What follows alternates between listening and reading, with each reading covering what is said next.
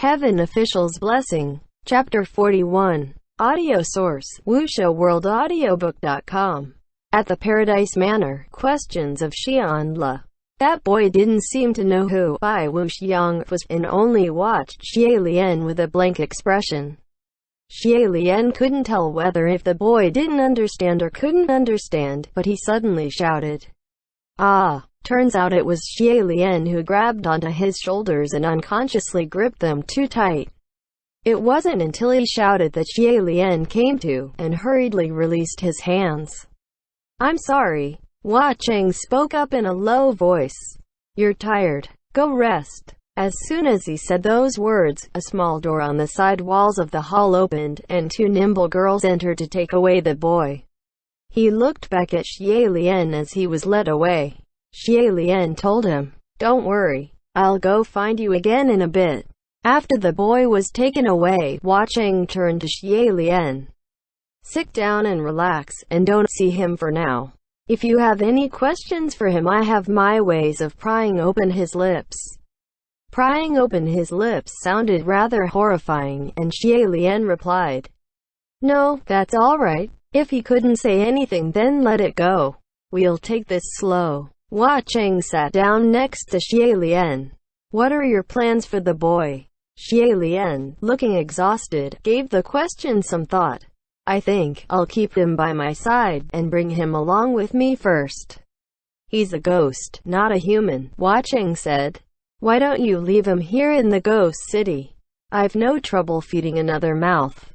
Xiao Lian watched him, and said earnestly, "San Lang, truly, thank you. But," he sighed, "I want to bring him along not just for raising him. The ghost city certainly belonged to Hua Cheng. If he was willing to protect the boy, then no one could harm him and he wouldn't go hungry. But other than that, the most important thing for the boy was more so guidance, to help him organize his mind and speech, and return him to normal. The ghost city is a bustling place, chaotic and wild, not ideal for counseling." Other than himself, Xiao Lian couldn't think of anyone else who would have the patience to undertake that task. Xiao Lian replied slowly, "I'm already immensely grateful that you found him for me. I can't trouble you further with the aftermath." Hua Cheng appeared to disagree, but didn't push any more. He said plainly, "It's really no trouble. When you're here, if you need anything, just let me know. And you're free to go wherever you want." Suddenly, Xiao Lian noticed the scimitar on Hua Cheng's waist had changed all of a sudden. Xiao Lian looked down and his curiosity was instantly piqued. Turns out, on the hilt of that scimitar had a silver eye crafted upon it. The patterns of the eye was formed by a few rough silver strokes, but although simple, it looked mythical, as if alive. He didn't see it at first because the eye was closed into a thin line, but just then, the eye fluttered open and revealed a crimson gem-like eyeball, and within the socket it twirled once. Hua Cheng noticed it too, and spoke up in a low voice. "Gurgur, I need to leave for a bit. I'll be right back." In alarm, Xiao Lian asked, "Could it be that Lord Wind Master and Qianchu showed their true selves here in the ghost city?" Xiao Lian rose too. "I'll come with you." Hua Cheng gently pushed him back down. "Don't worry, it's not His Highness Taiwa. It's just some useless trash that shows up every month. You don't have to go." Since Hua Cheng made it this clear, Xiao Lian couldn't keep insisting on going along. Hua Cheng turned and left the main hall, waving as he walked away. The beaded curtain parted automatically as he approached, and after he exited, the beaded curtain let itself down, clacking, its sound crisp and clear. Xiao Lian relaxed a bit on the black jaded futon and thought about the bandaged boy. Recalling that he was scared of strangers and emotionally unstable, Xiao Lian couldn't sit still and rose again, determined to go and see the boy. He passed through the small door the girls had left from and came to a small garden. The garden was the color of vermilion, and cutting through it was a small path, empty of life, and Xiao Lian was still wondering which way he should go when suddenly a black shadow flashed by. It was the silhouette of that Sha Xianyu officer. Xiao Lian recalled the cursed shackle on his wrist and it's been on his mind. He was about to call out to the other when that silhouette disappeared. The way he behaved was like he was afraid to be discovered, so Xiao Lian closed his mouth, and soundlessly followed him. Turning to the corner of a building where the officer disappeared, Xiao Lian fixed himself to the wall and stealthily looked around. That youth moved swiftly and was constantly on the lookout around him, extremely cautious and indeed afraid to be found. That Xiao officer is one of San Lang's subordinates and working under him in his territory, so why the sneaking around? The more Xiao Lian thought, the more he was suspicious that the officer possessed malicious intent, so he hid himself and followed. The masked officer made a number of turns through the hallways, and Xiao Lian followed closely within 50 steps behind, holding his breath and watching closely. Finally, they rounded a corner and came to a long hallway, and at the end of the hallway was a set of large, beautifully decorated door. Still following behind, Xiao Lian thought, if he turns around now there won't be anywhere to hide. But just as the thought crossed his mind, the Xiao officer stopped and turned his head. The moment he stopped, Xiao Lian was alert and extended his arm in a hurry. Rui flew out and wrapped itself around the wooden beam overhead, pulling Xiao Lian up to the ceiling, and he clung onto the beam. The officer didn't see anyone behind him and didn't think to look up, so he turned around again and continued in his path. Xiao Lian, on the other hand, didn't dare to let himself down so soon and stayed put on the ceiling, silently inching forward. He thought he rather resembled a gecko. Good thing the other didn't go far and stop before that set of doors. Xiao Lian stopped to observe. In front of this door there was a statue of a woman, wild and beautiful, but of course from Xiao Lian's angle he only saw a circular head and a shallow, round jaded plate in her hands. The masked youth didn't move from where he stood and didn't move to open the door. Instead, he turned to the woman statue and raised a hand, tossing something into the jaded plate. The clacking sound was crisp and Xiao Lian saw dice. He thought to himself. It was a sound that he'd heard too many times earlier, and not one he'd forget in a long time. It was the sound of dice hitting the bottom of a gambling cup. Just as he suspected, when the masked youth removed his hand and Xiao Lian looked, it was indeed 2 dice in the jaded plate, both revealing 6 red dots. After tossing dice, the masked youth removed them from the plate and put them away before opening the door. The door wasn't even locked. When he entered through the doors and closed them behind him, Xiao Lian didn't hear any sounds of locks activating either. After waiting a moment, Xiao Lian gently lowered himself to the ground like a piece of paper, and crossed his arms to examine the set of doors. Technically, this building didn't seem that big, and whatever the Xiao officer was doing inside should make noise. Yet, after he closed the doors behind him, there was no more sounds coming from within. Xiao Lian contemplated and raised a hand to push. As he suspected, after pushing open the door, there was nothing and no one inside, only a small table and 2 chairs. It appeared to be only a normal and luxurious bed chamber. By the looks of this setup, there was no possibility of there being a hidden path. Xiao Lian closed the door and looked to the woman statue and moved his gaze to the jaded plate in her hands. No doubt the mechanism lay in that jaded plate and the dice. So the building is still locked, Xiao Lian thought, just not with physical locks but with magical locks. To open this lock there needs to be a key or a password. The dice must roll 2 6s in order to see the real interior behind the doors. But for Xiao Lian to throw out 2 6s right then and there was something that would never happen in this world. He could only watch the door and sigh. He paced in front of the doors, his eyes glued on them, but still turned around to leave in the end. After walking for a bit, he stopped abruptly. From the other end of the path came a tall, red-clad figure, a slender and long silver scimitar hung from the waist. It was Hua Cheng. He walked over with his arms crossed. "Gerger, I've been looking for you."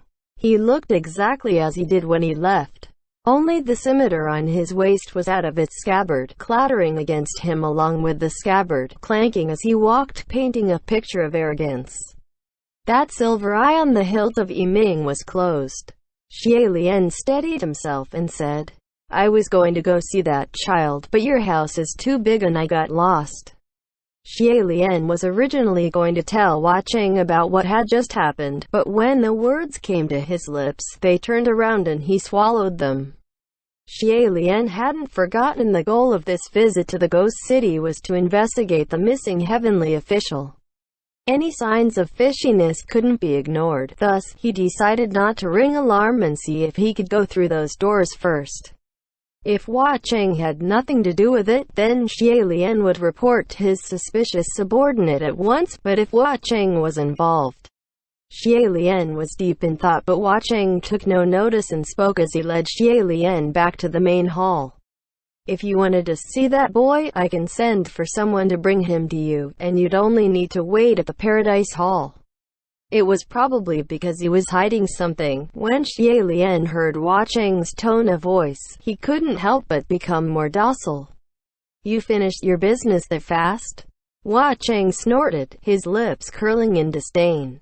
It's finished. It was just another band of useless trash embarrassing themselves, that's all.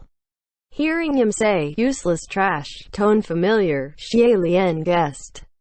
Was it the green ghost Qirong? Hua Cheng smiled. That's right. Didn't I tell you, many have their eyes on this place of mine. Qirong had wanted the Ghost City for himself for years now, but the most he can do is one and burn with envy, so every so often he'd send some equally useless underlings to stir up trouble. Nothing worth mentioning. Actually, I have a place I want to show Gerger, but I don't know if Gerger would grant me the pleasure. Of course, Xiao Lian replied happily. Traversing through the long hallways, Hua Cheng led Xiao Lian to another large hall. The doors of the hall seemed to be made of steel with violent beasts carved upon them, horrible and terrifying. The moment Hua Cheng approached, the beasts parted ways and opened the doors. A blast of killing intent blew at Xiao Lian before he even stepped foot into the hall, and he tensed, veins popping on his hands, prepared to face anything. However, after seeing clearly what was inside the hall, he blinked. His defenses melted away in an instant, and his legs moved on their own, bringing him into the hall. Within the hall, all manners of weapons were hung on all four walls. There were scimitars, swords, spears, shields, whips, axes. It was an armory. Anyone, as long as they're a man, when situated in an armory such as this, surrounded by all kinds of weaponry, would feel as if they were in heaven, and their blood boil with excitement. Xiao Lian was no exception. His eyes were widened and his face lit. The last time he had shown such excitement was in Junwu's armory. Although his face remained schooled, his heart was already battering his chest, and his speech stuttered. May I touch? Hua Cheng smiled. As you like. Xiao Lian's hands instantly flew out to feel the many treasures hung on the walls, caressing them as if drunken. All of these are masterpieces. This sword is splendid. It must be a sight to behold on the battlefield. This one too. Wait, and that saber. Hua Cheng was leaning on the wall near the door, watching Xiao Lian's face go red with thrill and obsession. Gerger, what do you think? Xiao Lian was examining each piece so intently he was reluctant to turn his head around. What do I think? What? Do you like it? Hua Cheng asked. I do. Xiao Lian replied. Do you really like it? Hua Cheng asked again. I really do. Xiao Lian exclaimed. Hua Cheng seemed to have snickered, but Xiao Lian didn't notice. His heart was busy racing as he unsheathed a shimmering 4-foot verdant blade, marveling as he did so. Are any of them good enough for you? Hua Cheng spoke up again.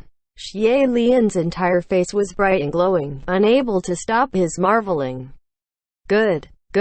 They're all good. Originally I was thinking Gerger didn't have any useful weapons on hand, so if there was anything here good enough, you can just pick something for yourself, Hua Cheng said.